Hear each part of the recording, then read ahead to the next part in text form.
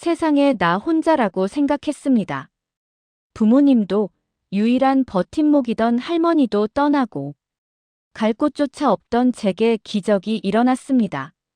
새벽 6시 초인종 소리와 함께 문 앞에 서 계셨던 건 다름 아닌 나의 시어머니였습니다.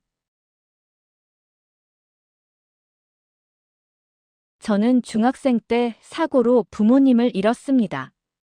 외할머니께 들은 이야기로는 돌아가신 부모님이 제가 다정한 사람으로 자라길 바라는 마음에서 제 이름을 다정이라고 지어주셨다고 합니다. 부모님이 떠나신 후 저는 외할머니 손에서 자랐습니다. 할머니는 공무원으로 오랫동안 일하시다가 퇴직 후 연금으로 생활하셨는데 결코 풍족한 형편은 아니었지만 저는 충분히 행복했습니다. 할아버지는 제가 태어나기도 전에 병으로 돌아가셨기에 연세가 많으심에도 홀몸으로 저를 키워주신 할머니는 정말 강인한 분이셨습니다. 고등학교 졸업 후 할머니는 제게 당신의 학창시절 친구분을 소개해 주셨습니다. 그분은 처음 뵌 날부터 저를 친가족처럼 대해 주셨고 덕분에 저는 참 인복이 많다고 느끼며 살 수 있었습니다. 사실 그때 할머니가 소개해 주신 친구분이 바로 지금 제 남편의 할머니입니다. 그 할머니는 당신의 아들 내외가 운영하는 회사에 저를 추천해 주셨고 저는 그곳에 취직하게 되었습니다. 훗날 저의 시부모님이 되시는 사장님 부부는 저를 무척 예뻐해 주셨고 저 또한 그 기대에 부응하고 싶어 정말 열심히 일했습니다. 이제 겨우 할머니를 편히 모실 수 있겠다고 생각하던 날에 할머니께서 병에 걸리고 마셨습니다. 결국 반년 정도의 투병 끝에 할머니는 하늘나라로 떠나셨습니다. 슬픔에 잠겨 넋을 놓고 있던 저를 대신해 장례 절차는 남편의 할머니와 시부모님이 모두 도맡아 주셨습니다. 그런데 장례가 끝나자마자 할머니 형제의 자식이라는 사람들이 찾아왔습니다. 상속 문제로 이 집과 땅이 자기들 소유가 됐으니 당장 나가라는 것이었습니다. 할머니가 살아계실 땐 한 번도 찾아오지 않던 사람들이 사람이란 참 잔인하더군요. 하루아침에 유일한 가족이었던 할머니와 살 곳까지 잃은 저는 보증인도 갈 곳도 없는 처지가 되었습니다. 그런 저를 남편의 할머니께서 본인 소유한 원룸에 살게 해주셨습니다. 그뿐만 아니라 혼자 먹는 밥은 맛이 없으니 저녁마다 우리 집에 와서 먹으라며 불러주셨습니다. 할머니께선 늙은이들 셋이서 얼굴 맞대고 먹는 것보다 다정이가 있어주니 식탁이 환해져서 좋다라고 말씀하셨습니다. 옆에 있던 어머니께서도 거드셨죠. 다정아, 혹시 남자친구 생기면 사양 말고 말해. 우리 눈치 보지 말고 데이트부터 해야지. 따뜻한 식탁 앞에서 제 눈에는 눈물이 차올랐습니다. 그러던 어느 날 시부모님의 외아들이자 지금의 제 남편이 4년 만에 서울 생활을 정리하고 고향인 강릉으로 내려왔습니다. 그리고 그 외아들은 자기 아버지가 하는 회사 말고 다른 회사에 취직해버렸습니다. 당시 남편은 기혼 상태였기에 저는 그에게 아무런 감정이 없었습니다. 남편은 가업을 이을 생각도 없었고 시부모님 역시 억지로 시킬 마음은 없다며 정 안 되면 폐업하면 그만이지 하고 웃어넘기곤 하셨습니다. 남편이 강릉으로 내려온 지 1년쯤 지났을까요? 서울이 좋다며 갑자기 떠나버린 아내와 결국 이혼을 하게 되었습니다. 이혼 과정에 소동을 겪으며 남편은 본가에서 자주 식사를 하게 되었고 자연스럽게 저와 마주치는 일도 많아졌습니다.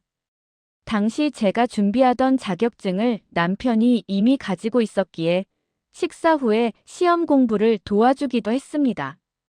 그러다 문득 영화도 보고 드라이브도 가는 사이가 되었죠. 데이트가 거듭되던 어느 날 남편이 제게 프로포즈를 했습니다. 결혼하겠다는 소식을 전하자 할머니와 시부모님은 축복에 앞서 진심 어린 걱정부터 하셨습니다. 우리 아들 녀석한테 다정이는 너무 아깝다. 정말 이혼 경력이 있는 녀석이어도 괜찮겠니? 시할머니, 시부모님께서 저를 진딸처럼 걱정해 주셨습니다. 그때 생각하면 저는 얼마나 감사하고 고마운지 모릅니다. 저희는 그 길로 결혼을 했고 시댁 근처 아파트로 신혼집을 차렸습니다. 결혼 후에도 저는 시부모님 회사에 계속 다녔고 남편은 일이 바빠 귀가가 늦는 날이 많았습니다. 그래서 저는 일주일에 두세 번씩 예전처럼 시댁에 가서 저녁을 먹곤 했습니다. 그런데 갑자기 남편의 지금 다니는 회사에서 발령이 결정되면서 저도 함께 따라가게 되었습니다. 발령지는 아무 연고도 없는 광주였습니다. 강릉을 한 번도 떠나본 적 없던 저는 아는 사람 하나 없는 낯선 타지 생활에 무척 고생했습니다. 시부모님처럼 따뜻한 분들 밑에서 일하다가 광주에서 새로 직장을 구하려니 마음처럼 되지 않아 결국 집에만 틀어박히게 되었습니다. 남편은 업무가 바쁘다는 핑계로 술을 마시느라 외박이 잦았고 저는 점점 더 외로운 나날을 보냈습니다. 혼자 있으면 옛날 생각에 사뭇 가슴이 미어지고 문득 눈물이 쏟아져 멈추지 않았습니다. 불도 켜지 않은 캄캄한 방에서 웅크리고 있기도 했습니다. 지금 생각하면 저도 모르게 가벼운 우울증에 걸렸던 것 같습니다. 어느 날 저녁 8시쯤이었을까요? 시어머니께 전화가 왔을 때 저도 모르게 울음을 터뜨리며 말했습니다. 어머니, 남편이 안 들어와요. 너무 외로워요. 그날도 남편은 아침이 되어서야 술에 취해 들어왔고 저는 어머니께 전화가 왔었다는 말조차 꺼내지 못했습니다. 다음 날 아침 6시가 조금 넘은 시각, 초인종이 울렸습니다. 이 이른 시간에 누구일까 싶어 문을 열었더니 그곳에 어머니가 서 계셨습니다. 어머니는 잠결에 아침을 먹고 있던 아들에게 불호령을 내리셨습니다. 낯선 곳에서 아내가 이렇게 힘들어하는데 남편인 내가 안 챙기면 어떡해. 오기 전에 내가 그렇게 당부했잖아. 다정이는 돌아갈 친정도 없어서 남들보다 훨씬 더 힘들 거라고 몇 번을 말했니.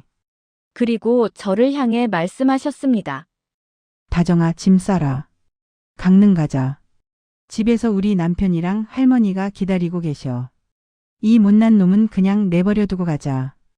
알고 보니 어머니는 어젯밤 전화를 끊자마자 강릉에서 기차와 야간버스를 갈아타며 새벽 내내 광주까지 달려오신 것이었습니다. 그 이야기를 듣는데 눈물이 멈추지 않았습니다. 불행만 가득했던 엉망진창인 인생인 줄 알았는데 나는 이렇게 깊은 사랑에 보호받고 있었구나. 저는 어머니 손에 이끌려 다시 강릉 본가로 돌아왔습니다. 현관문을 열자마자 걱정스러운 얼굴로 맞이해 주시는 할머니와 아버님의 얼굴을 보고 또 한 번 눈물이 터졌습니다. 제가 너무 야윈 것을 걱정하신 부모님이 근처 병원에 데려가셨는데 놀랍게도 그곳에서 임신 사실을 알게 되었습니다. 부끄럽지만 타지 생활에 적응하느라 제 몸에 변화가 생긴 줄도 꿈에도 몰랐던 겁니다. 시부모님과 할머니는 너무너무 기뻐하셨습니다. 하지만 아버님은 이런 상태로 광주에 녀석에게 다시 보낼 순 없다며 걱정하셨고 입덧도 심해 당분간 본가에서 지내기로 했습니다. 그 사이 남편도 본가로 불려와 가족 회의를 했습니다. 남편은 부모님께 호된 꾸중을 들었습니다. 지켜보는 제가 미안할 정도였죠. 부모님이 너무 제 편만 드시자 남편이 슬쩍 툴툴거렸습니다. 아니, 그래도 여기가 내 집이지 다정이네 집은 아니잖아요. 그 남편 말에 아버님이 단호하게 말씀하셨습니다. 대학 간다고 집 떠나서 연락도 제대로 안 하고 1년에 한 번 내려올까 말까 한 아들보다 매일 같이 밥 먹어주고 어버이날 생일 하나하나 다 챙겨주는 다정이가 우리에겐 진짜 자식이다. 이제 손주까지 생겼으니 누가 더 예쁠지 생각 좀 해보거라. 남편은 아버님의 일갈에 정신이 번쩍 든 모양이었습니다. 감사함을 넘어선 감동에 아마 그 몇 달 동안 평생 흘릴 눈물을 다 흘린 것 같습니다. 남편은 많은 것을 느꼈는지 회사를 그만두고 가업을 잇겠다고 나섰습니다. 부모님은 가업을 잇고 싶다면 동종업계, 다른 회사에서 밑바닥부터 3년은 수행하고 오라며 엄격하게 가르치셨습니다. 30이 넘은 나이에 또 이직이 쉽지 않았겠지만 남편은 불평 한마디 없이 성실히 일했고 지금은 본가 회사를 돕고 있습니다. 첫 임신과 출산 때도 어머니와 할머니는 우리 때랑은 육아법이 다를 거다라며 함께 공부하고 검진 때마다 함께 가주셔서 정말 안심하게 아이를 낳을 수 있었습니다. 만약 혼자 우울해하던 그때 어머니가 저를 데리러 오지 않으셨다면 이렇게 건강한 아이를 만날 수 있었을까 생각하면 지금도 아찔합니다. 다정이 고생시키기 싫어서 나중에 우리들 요양 같은 거 안 시킬 거다. 라고 말씀하시는 우리 어머니. 하지만 저는 훗날 기회가 된다면 제가 시할머니 시부모님을 모시고 싶습니다. 제게 어머니는 세상에 단 하나뿐인 최고의 어머니이니까요. 정말 감사합니다. 제 인생에 힘든 고비도 많았지만 돌아보면 부모님, 외할머니, 그리고 시댁의 어머니와 할머니까지 저는 참 많은 어머니들의 사랑 속에서 자랐습니다. 제가 받은 이 커다란 사랑을 이제는 제 아이에게도 고스란히 전해주려 합니다. 내 이야기는 여기까지입니다. 끝까지 들어주셔서 감사합니다. 여러분들에게도 행복이 찾아오길 기원합니다.